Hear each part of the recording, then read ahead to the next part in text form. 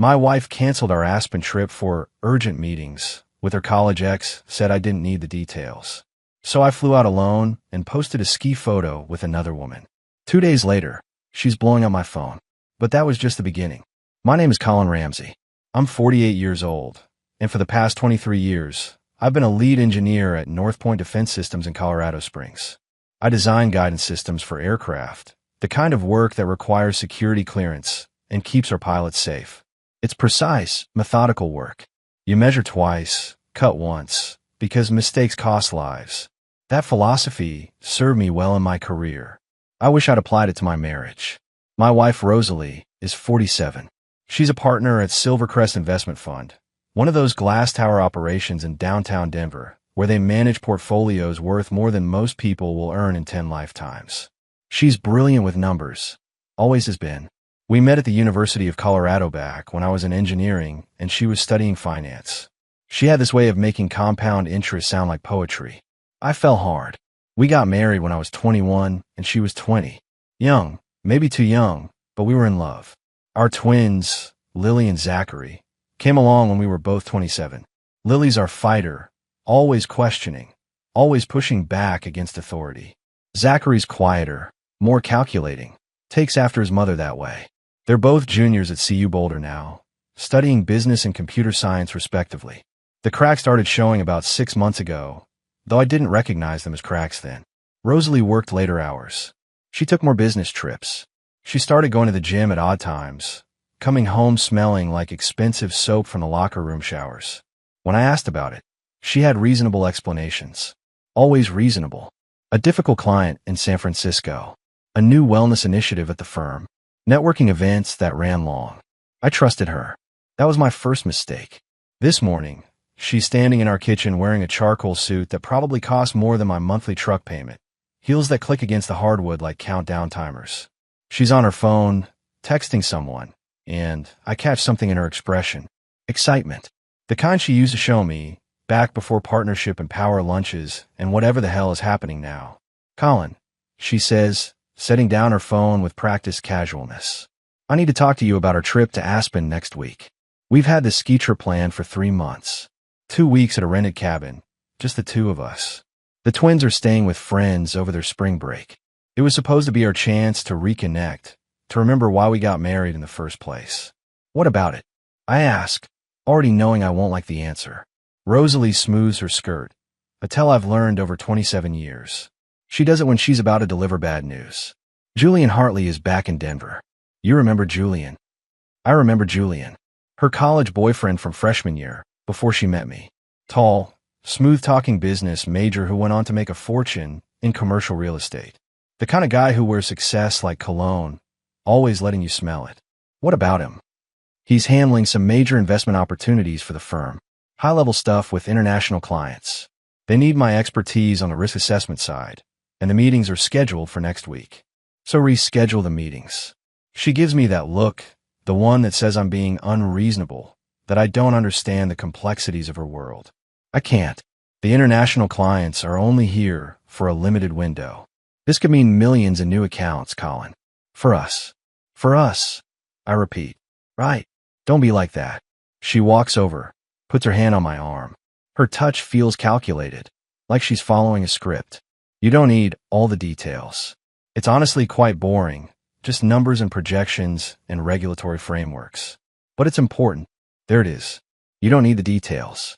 Like I'm some child who can't handle adult conversations. Sure, I say, my voice flat.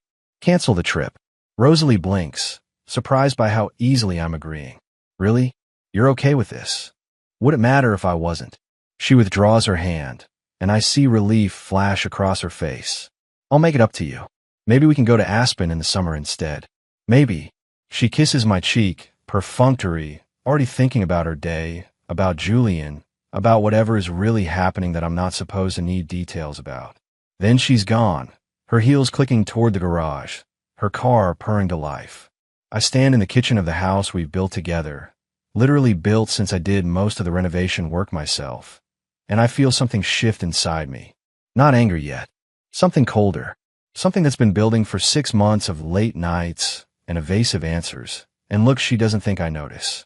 I pull out my phone and scroll through my contacts until I find Keith Anderson. Keith's been my friend since our military days, back when we were both young and stupid in the Army Corps of Engineers. Now, he runs his own private investigation business. Discreet. Thorough. Exactly what I need. Keith, I say when he answers. It's Colin. I need your help with something. How soon can you meet? Keith meets me at a coffee shop near the defense facility, away from prying eyes. He's grown grayer since our Army days, but he still has that sharp awareness that made him invaluable in intelligence work. What's going on? He asks, settling into the booth across from me. I tell him everything. The late nights, the evasive answers, Julian's convenient reappearance, the canceled trip. Keith listens without interrupting, his expression neutral, professional. You want surveillance? He asks when I'm finished. I want the truth. He nods. I'll start today. Give me a week. But I'm not going to sit around waiting. That afternoon, I call the Aspen Resort and confirm our reservation is still available. Then I book a single ticket. If Rosalie wants to work with Julian, fine. But I'm not staying home like some abandoned puppy. I call my college buddy Derek, who works as a ski instructor in Aspen during the season. You still there? I ask. Until April, Derek says. What? I'm coming up this weekend. Solo trip. You free to show me the mountain? Always. Bring your A game. The powder's perfect. Friday morning, I'm packing my ski gear when Rosalie comes downstairs. She's dressed casually, jeans and a sweater, which is unusual for a workday. Meeting Julian at his hotel, she explains, catching my look. More relaxed environment for negotiations. Sure, I say, zipping my duffel bag. Are you going somewhere? Aspen.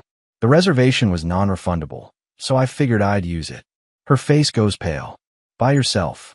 You're busy with Julian. I'm busy with skiing. Works out perfectly. Colin, that's not necessary. You don't need to punish me for working. Who's punishing anyone? I'm taking a vacation. You said yourself. The cabin's paid for. She opens her mouth to argue, then closes it. What can she say? That I'm not allowed to go? That would reveal too much. Fine, she says finally. Have fun. I plan to. Aspen is everything I remembered. Clean mountain air, pristine slopes, the kind of luxury that feels earned after a week of designing weapon systems. Derek meets me at the lodge with his girlfriend, Monica, a photographer who freelances for ski magazines. She's easy to talk to, quick to laugh, the opposite of Rosalie's calculated charm.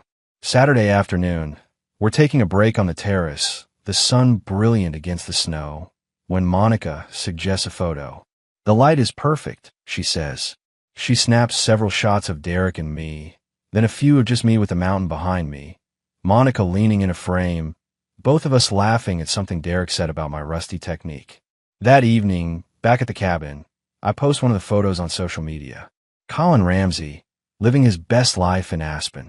The caption reads, sometimes the best adventures are the ones you take alone. Well, almost alone. My phone starts buzzing within minutes. Where are you?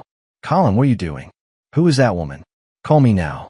I turn the phone face down and pour myself a whiskey from the cabin's well-stocked bar. Rosalie wants details. She can wait. After all, she taught me that some things are just too boring to explain. I return to Colorado Springs on Sunday evening, refreshed in a way I haven't felt in months. The house is dark when I pull into the driveway. Rosalie's car is missing. Working late with Julian, no doubt. Monday morning, Keith calls. We need to meet. I've got something. At the coffee shop, he slides a folder across the table. Inside are photos, time-stamped and dated. Rosalie entering the Four Seasons downtown. Julian meeting her in the lobby. The two of them in the hotel bar, sitting close, too close. Her hand on his arm. His hand covering hers. There's more, Keith says. Julian registered a room 3 weeks ago. Long-term stay. Your wife's been visiting regularly, usually midday, sometimes staying 2 to 3 hours. My chest tightens, but I keep my voice steady. What else? Julian's not exactly clean. He's got financial problems in Boston. Some real estate deals went sideways, and there are whispers about fraud investigations. He's probably running from something, and my wife is helping him hide. Keith doesn't answer, which is answer enough. That afternoon, something darker settles over me. I'm sitting in my home office when I remember something my father told me 30 years ago, right before Rosalie and I got married. I was 21, eager in love. Son, he'd said, lighting his pipe on the porch of his ranch outside Durango. That girl's got ambition. Nothing wrong with that. But she looks at you like you're a stepping stone, not a destination. I've been furious. Told him he didn't know her, didn't understand us. We didn't speak for 6 months after the wedding. He died of a heart attack 10 years ago, never knowing if I figured out he was right. I wish I could tell him now. Dad, you saw something I was too young and stupid to recognize. Tuesday brings another shock. I'm reviewing our finances, something I should have done months ago, when I notice irregularities. Large transfers from our joint savings account, amounts that make my stomach drop. $20,000 here, $35,000 there. Over 6 months, nearly $200,000 has vanished. I trace the transfers. They go to an account I don't recognize, but the bank's records show Rosalie's signature on the authorization forms. Keith digs deeper. The account belongs to a consulting LLC registered in Delaware. The principal? Julian Hartley. My wife has been funding her lover's escape with our money. Money I earned designing weapons systems. Money we saved for the twins' graduate school, for our retirement. Wednesday, I start making calls. First to my attorney, Richard Foster, who handled our estate planning 5 years ago. Richard, I need to protect my assets. How fast can we freeze joint accounts? If you suspect fraud, immediately. But Colin, this could get ugly. It's already ugly. Next, I call our family doctor. Dr. Pierce, I need to schedule some tests. Comprehensive physical. Something specific you're concerned about. Just want to make sure everything's in order. The tests come back Thursday. Dr. Pierce calls me into his office personally, which is never a good sign. Colin, your A1C levels are concerning. You're pre-diabetic, bordering on type 2. Combined with your stress levels and blood pressure readings, we need to take this seriously. Have you been under unusual stress lately? I almost laugh. You could say that. This isn't something to ignore. Untreated, you're looking at serious complications. Heart disease, nerve damage, kidney problems. You're 48, not 88. We need aggressive management. Diabetes. Another gift from Rosalie's betrayal. The stress of watching my marriage disintegrate is literally destroying my health. That evening, Rosalie comes home early for the first time in weeks. She finds me in the living room, the folder of surveillance photos spread across the coffee table. We need to talk, I say. She sees the photos. Her face goes white. Colin, I can explain. Can you? Please, explain how $200,000 of our savings ended up in Julian's account. Explain the hotel visits. Explain why you've been lying to my face for months. It's not what it looks like. Then what is it, Rosalie? Because it looks like you're having an affair and funding it with my money. She sits down heavily, and I see her calculating, weighing options, deciding how much truth to reveal. Julian needed help, she says finally. Rosalie sits across from me, her corporate composure finally showing splits. Julian's in trouble, she says. Serious financial trouble. He made some bad investments in Boston, and there are people looking for him. So you decided to fund his escape with our retirement savings? It's not like that. He promised to pay it back with interest once things settled down. I lean forward. Rosalie, do you hear yourself? You stole $200,000 to help your ex-boyfriend run from his debts. I didn't steal anything. It's our money. Was our money. Past tense. She stands, starts pacing. You don't understand the complexity of the situation. Then make me understand. How long have you been sleeping with him? She freezes. I haven't. Don't lie to me. Not now. Keith's photos show you entering his hotel room multiple times. Staying for hours. You think I'm stupid?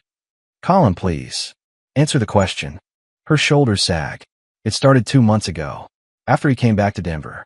We reconnected, and old feelings resurfaced. I didn't plan for this to happen, but you let it happen anyway. You've been so distant lately. Always working, always tired. When's the last time we had a real conversation? When's the last time you looked at me the way Julian does? So this is my fault. I work too much. Therefore, you're justified in having an affair and embezzling our savings.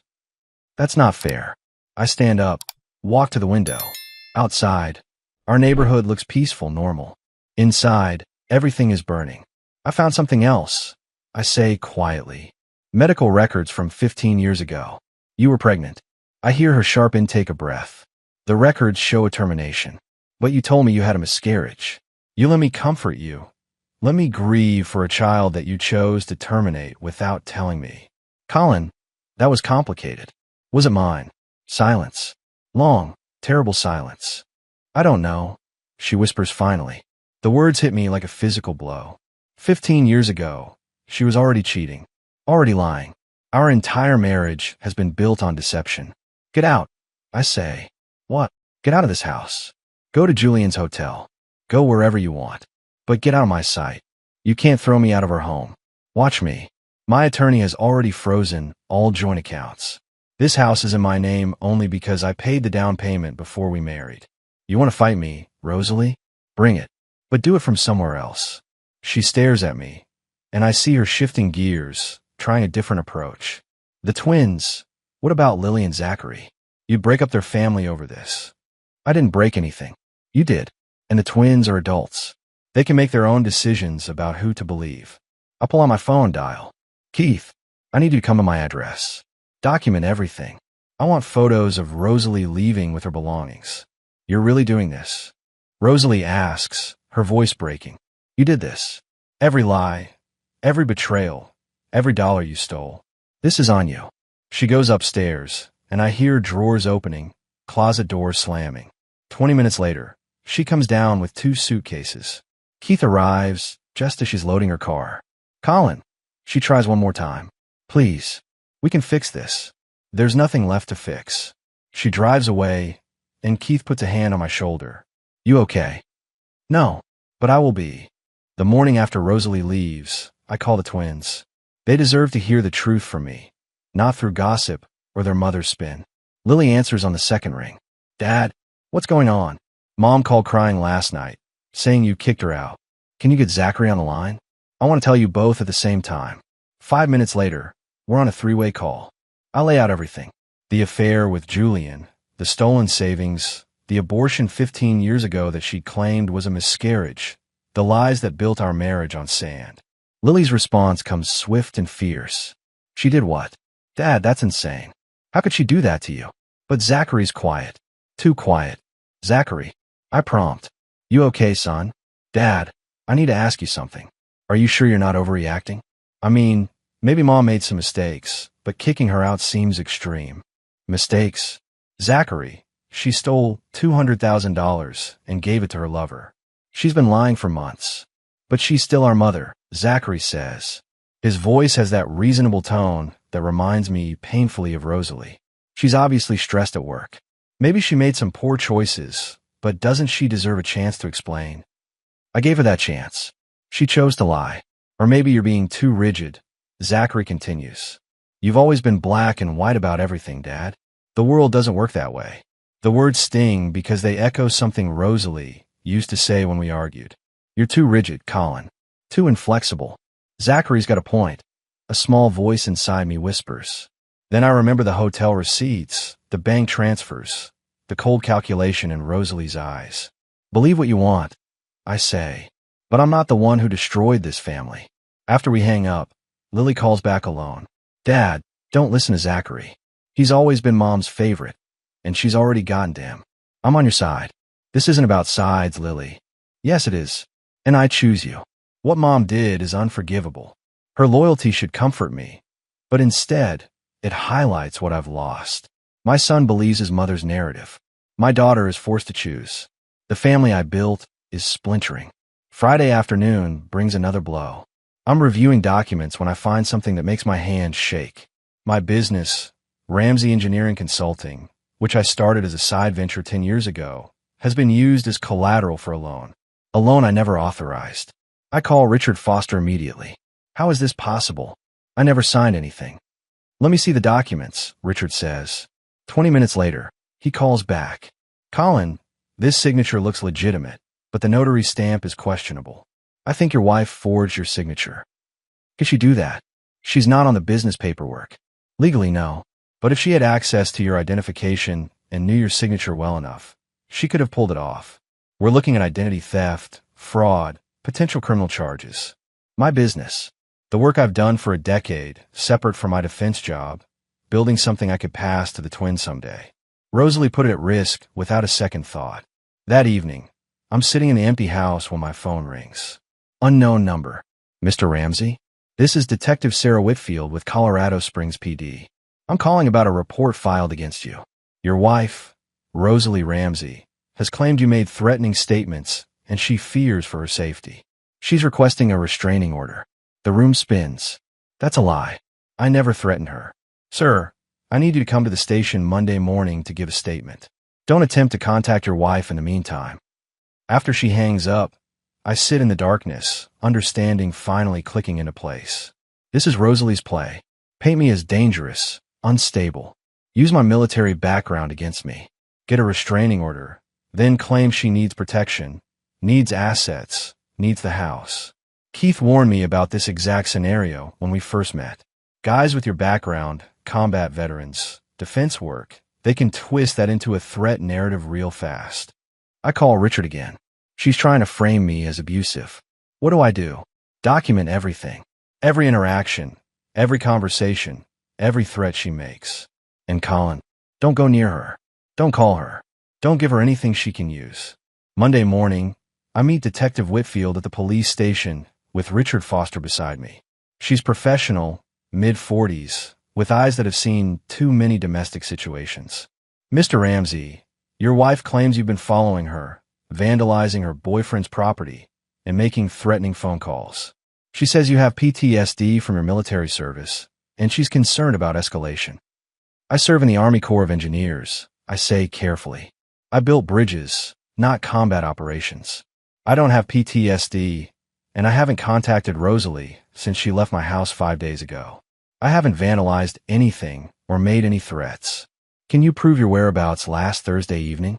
That's when Julian Hartley's car was allegedly damaged in his hotel parking garage. I was at a diabetes management class at Memorial Hospital. New diagnosis, required education session. I have the attendance record and spoke with 3 other attendees. Their contact information is in my phone. Richard slides documentation across the table. Detective, my client has phone records, credit card receipts, and medical documentation for every moment Mrs. Ramsey claims he was threatening her. Additionally, we have evidence that Mrs. Ramsey has stolen over $200,000 from joint accounts, forged Mr. Ramsey's signature on loan documents, and committed identity theft. Perhaps you should be investigating her. Detective Whitfield reviews the documents, her expression shifting from skepticism to interest. These are serious allegations. They're documented facts, Richard says. My client is the victim here, not the perpetrator. The interview lasts 2 hours. By the end, Detective Whitfield's focus has shifted. Mr. Ramsey, I'll need to verify your alibi and review these financial documents. If what you're saying is accurate, your wife may be facing criminal charges herself. Outside the station, Richard puts a hand on my shoulder. You did well. Keep documenting everything. This is far from over. That afternoon, Keith calls. Got some interesting information. Julian Hartley's hotel room was raided by Boston PD this morning. Turns out there's a warrant for his arrest related to a real estate fraud scheme. They've been tracking him for weeks. Does Rosalie know? If she doesn't yet, she will soon. And Colin, there's more. I've been digging into Julian's background. The guy's married. Has been for 12 years. Wife and 2 kids in Boston. The information lands like a physical blow. Rosalie threw away our marriage for a married con artist running from the law. She really knows how to pick them. I say bitterly. That evening, my phone buzzes with a text from an unknown number. It's Rosalie, using someone else's phone. We need to talk. Julian's been arrested. I made a terrible mistake. I stare at the message for a long moment, then delete it. Let her sit with her choices. Tuesday brings another revelation. I'm meeting with my accountant, Tom Richardson, reviewing the damage to our finances when he notices something in the old tax returns. Colin, did you know Rosalie claimed a dependent deduction 15 years ago for medical expenses related to a pregnancy? She had a miscarriage. Or that's what she told me. Tom shakes his head. Medical expenses for termination procedures are coded differently than miscarriage. This clearly shows an elective termination, and it was claimed on your taxes. You could have been audited. So she not only lied about the abortion, she'd used it for a tax deduction. The depth of her deception keeps revealing new layers. Wednesday afternoon, I'm at North Point Defense when my supervisor, Daniel Cross, asked to see me. Colin, HR received an anonymous complaint about you. Claims you've been distracted, potentially compromising security protocols. They're requiring a fitness for duty evaluation. An anonymous complaint. Between us. It came from an email address traced to Silvercrest Investment Funds Network. Want to guess who might have sent it? Rosalie's attacking my career now. Trying to destroy everything I've built because I wouldn't roll over and accept her betrayal. When's the evaluation? Friday. Clear it. And this goes away. Fail. And you're on leave pending further review. That evening, I get a call from Lily. She's crying. Dad, Zachary and I had a huge fight. He said you're trying to destroy Mom's life. That you're being vindictive and cruel. He said he's going to stay with her until things calm down. My heart sinks. He's choosing her. He says someone needs to support Mom through this difficult time. Dad, I try to make him see reason, but he won't listen. It's like she's brainwashed him. Let him go, Lily. He needs to figure this out himself. But what if he doesn't? What if we lose him? Then we lose him. I can't force him to see the truth. Neither can you. After we hang up, I sit in the empty house and face a hard reality. My son has chosen his mother. My daughter is in anguish. My health is failing. My career is under attack. My business is at risk. But I'm still standing. And I'm not done fighting. Thursday afternoon, I'm working from home when my phone rings. It's Derek, my buddy from Aspen, the one who helped me with the ski photos that started this whole mess. Colin, man, I need to tell you something. It's eating me alive. Something in his voice makes my stomach drop. What is it? About 10 years ago, when you and Rosalie were going through that rough patch, remember? You were working crazy hours on that missile defense contract, barely home. I remember. 70-hour weeks, constant travel to the test facility in New Mexico. Rosalie complained I was never around. I thought we'd work through it. What about it? Derek's voice breaks. She came to Aspen for a conference. Some investment thing. We ran into each other at a bar. Had too many drinks. One thing led to another. And Colin, I'm so sorry. It was one night, and I've regretted it every day since. The words hit me like a physical assault. Derek, my friend since college. The guy who stood up at my wedding. Who I trusted enough to call when I needed to escape. You slept with my wife. Once. Just once. She said you two were essentially done. That divorce was inevitable. I was drunk and stupid, and I've hated myself for it ever since. But with everything happening now, I couldn't keep lying to you. I'm gripping the phone so hard my knuckles are white. 10 years.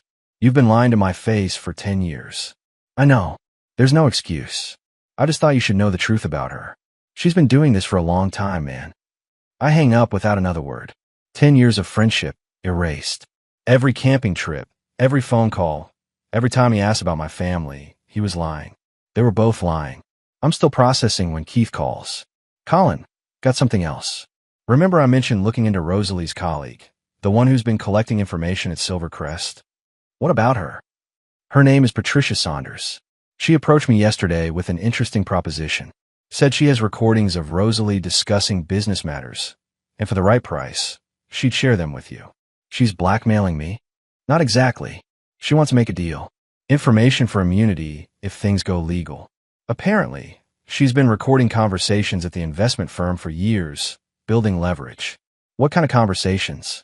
Everything, including discussions between Rosalie and Julian about their plans for your money, your business, and how to handle you if you became, quote, problematic. My hands shake as I process this. Get the recordings. Already done.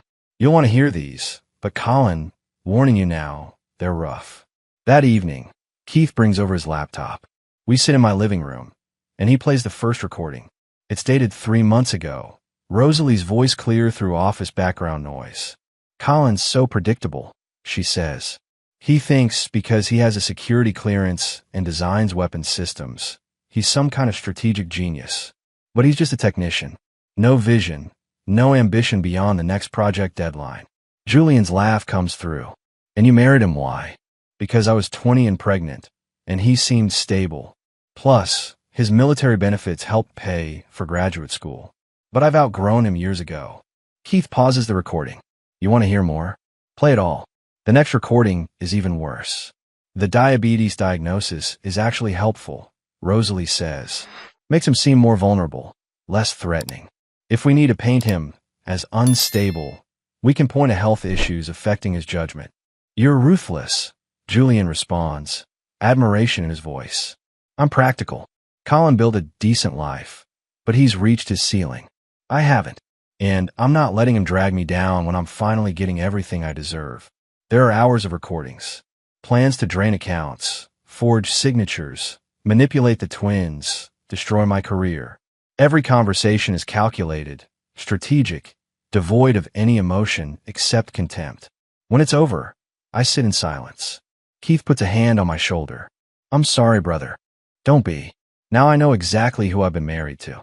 Friday morning, I passed the fitness for duty evaluation at North Point Defense with flying colors. The psychologist clears me immediately, noting that I'm handling a difficult personal situation with remarkable composure. But that afternoon brings another shock. I'm at my regular coffee shop when I see Monica, Derek's girlfriend from Aspen, the photographer who took those photos. She's sitting alone, looking miserable. Monica. She looks up, and I see she's been crying. Colin, I'm so sorry. I just found out about Derek and your wife. He told me everything this morning. I'm leaving him. You didn't know? Not until today. He's been carrying this guilt for years, and it finally broke him. For what it's worth, I think you're handling this whole situation with incredible strength. Rosalie doesn't deserve you. We talked for an hour. Monica's direct, honest, refreshing after months of Rosalie's manipulation. She tells me about growing up in Montana, building her photography career, the challenges of trusting people in a world full of liars. Can I ask you something? She says. That woman in the photos, the ones from Aspen, was there really someone else? Or were you just making a point? Just making a point. You were helping Derek prove I could still have fun. She smiles sadly. Well, you look genuinely happy in those shots. First time I'd seen that kind of real joy in someone's face in months. Whatever happens, don't lose that. Don't let her take your ability to be happy. I'll try. Saturday morning, I'm standing in the garage of the house I built 25 years ago, looking at tools that have shaped every room, every wall, every corner of this place. I was 23 when I bought this land, nothing but dirt and dreams. Spent 2 years building it myself, working weekends and evenings, learning carpentry and plumbing and electrical work for my father. Every board in this house, I placed it. Every nail, I hammered it. Every pipe, every wire, every fixture, I installed it with my own hands. This house represents thousands of hours of labor, of vision, of building something permanent for my family. And now I'm losing it. Richard Foster called yesterday with the news. Despite the forgery evidence, despite the fraud, Rosalie's attorneys are arguing that as marital property, she's entitled to half the value. The house is worth nearly $800,000. Even if I buy her out, I'll need to liquidate my retirement accounts, take loans against my business. There's another option, Richard said carefully. You could sell the house, split the proceeds, start fresh somewhere else. Sell the house. Walk away from everything I built. Let strangers live in the rooms where my children grew up, where I spent 25 years creating a home. I'm still wrestling with this when Lily arrives. She finds me in the garage, surrounded by memories. Dad, she says softly, you okay? Just thinking about this place. Your grandfather helped me frame the structure. You were born 6 months after I finished the master bedroom. Zachary took his first steps in the living room. Every inch of this house has a story. Lily hugs me. It's just a building, Dad. What matters is the people. But half the people are gone. Zachary's with his mother. Your mother destroyed everything this house represented. Then build something new. You did it once, you can do it again. Her faith in me is humbling. What about you? Where will you go? Wherever you go, I go. You're my father. You've never lied to me, never betrayed me. Mom made her choice, and I've made mine. Later that afternoon, I get a call from an unfamiliar number. Mr. Ramsey? This is Patricia Saunders from Silvercrest Investment Fund. We need to meet. Patricia turns out to be a sharp-eyed woman in her 40s, dressed in the same corporate armor as Rosalie. We meet at a neutral coffee shop. I've been documenting irregularities at Silvercrest for 2 years, she says without preamble. Rosalie's one of several partners who've been creative with client funds. I gave Keith those recordings, but there's more. Much more. Why are you doing this? Because I reported concerns to management 6 months ago, and instead of investigating, they threatened to fire me. So I kept collecting evidence. Now the SEC is interested, and I'm cooperating. Your wife's activities with Julian Hartley are part of a larger pattern. How large? Millions of dollars diverted through shell companies, fraudulent investment schemes, clients who think their money is in bonds when it's actually funding Julian's real estate ventures. Rosalie was the architect. She's brilliant, I'll give her that. But she got greedy. What happens now? Federal investigation. Possible RICO charges. Silvercrest will likely collapse. Anyone associated with the scheme faces prison time. Prison. The word hangs in the air between us. How long have you known about Julian? I asked. 3 months. That's when I connected the dots between the shell companies and his name. I tried to warn Rosalie she was playing with fire, but she told me to mind my own business. After Patricia leaves, I sit for a long time processing everything. My wife isn't just a cheater. She's a criminal. The woman I trusted with my life, my children, my future, has been running a multi-million-dollar fraud scheme. That evening, Zachary calls. His voice is different, uncertain. Dad, can we talk? Of course. I've been staying with Mom at Julian's condo. Well, he's not there anymore since his arrest. But Dad, she's not doing well. She drinks all day, cries constantly, keeps saying she's made terrible mistakes. She has made terrible mistakes. I know. I'm starting to see that. She told me some things about the money, about Julian, about lies she's told. Dad, I think I was wrong about everything. What changed your mind? She got drunk last night and started talking about how she deserves better than both of us. How you were never good enough for her. And I'm wasting my potential studying computer science instead of going into finance. She said Lily's loyalty to you proves she lacks ambition. The words don't surprise me. That's exactly how Rosalie thinks. Zachary, you don't have to choose anyone. You can love both of us. But I do have to choose, Dad. And I choose honesty over manipulation. I choose you. Can I come home? Your room's ready whenever you want it. After we hang up, I'll walk through the house one more time. Maybe Lily's right. Maybe it is just a building. What matters is that my children, both of them, are coming back to me. Whatever happens to these walls, that's what I'll take forward. 3 weeks after I kicked Rosalie out, the dominoes start falling faster than I can track. Monday morning, Richard Foster calls with news that makes everything real.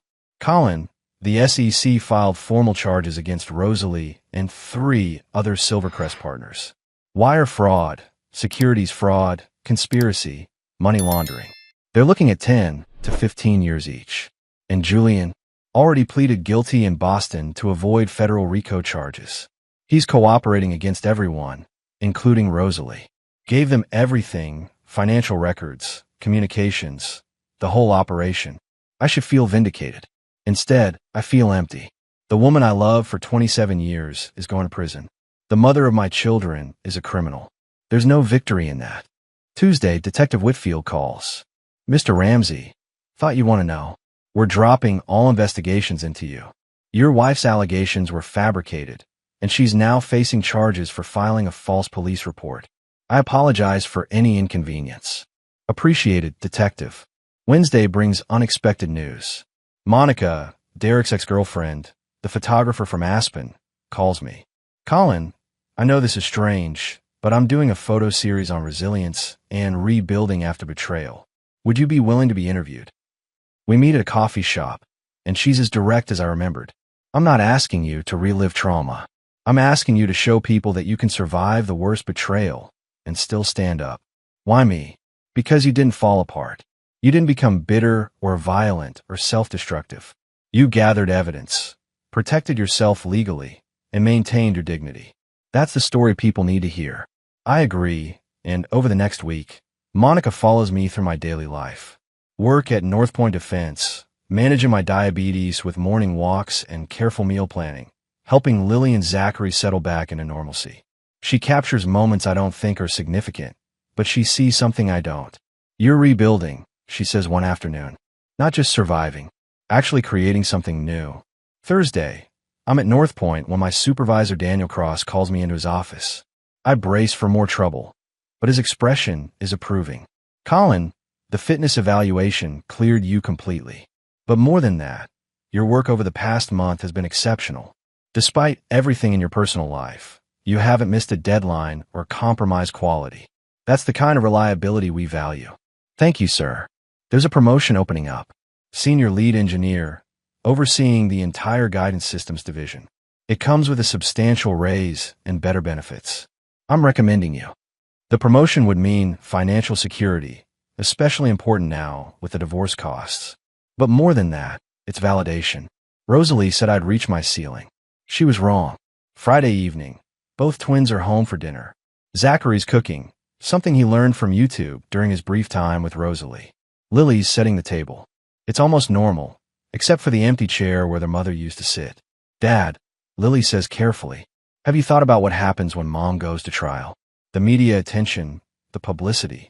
We deal with it. As a family. Zachary speaks up. I talked to a therapist at school. She said it's okay to love Mom and still acknowledge what she did was wrong. I'm working on that. Me too, I say. She's still your mother. Nothing changes that.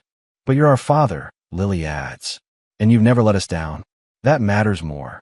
4 months after Rosalie's arrest, I'm standing in front of a new house. Not new exactly, it needs work. But it's mine. 3 bedrooms, 2 bathrooms, a garage where I can keep my tools. The twins helped me find it. A foreclosure I got for a reasonable price. It needs everything, Lily says, walking through the empty rooms. Good, I reply. Gives me something to build. Zachary's already measuring for shelves. We could frame out the basement, make it a workshop like you had before. We could.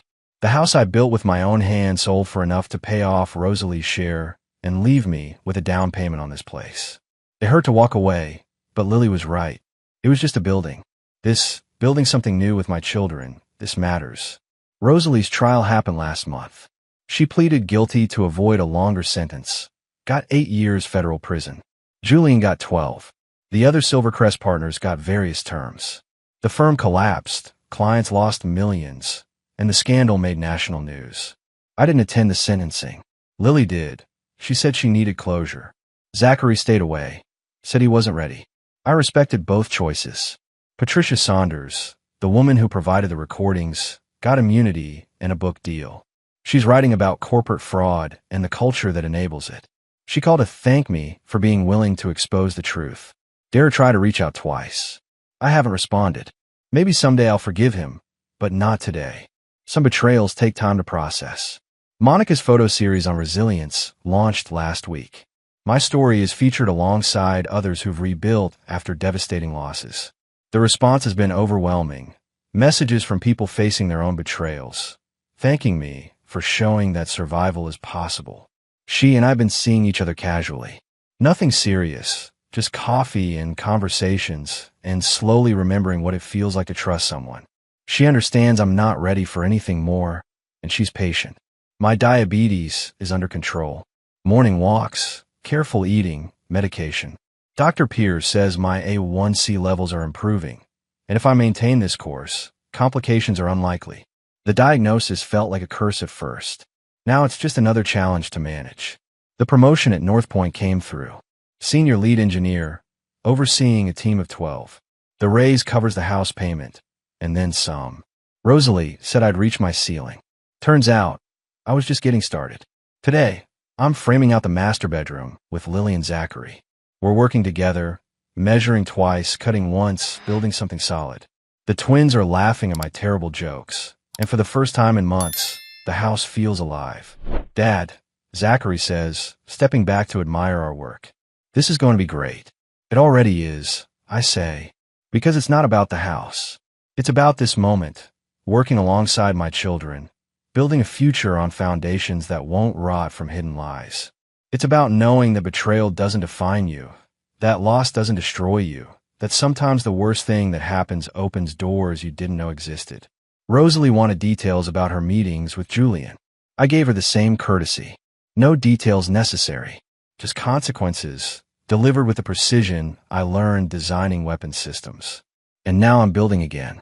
Not for her, not for anyone else. For myself and my children and the future we're creating together.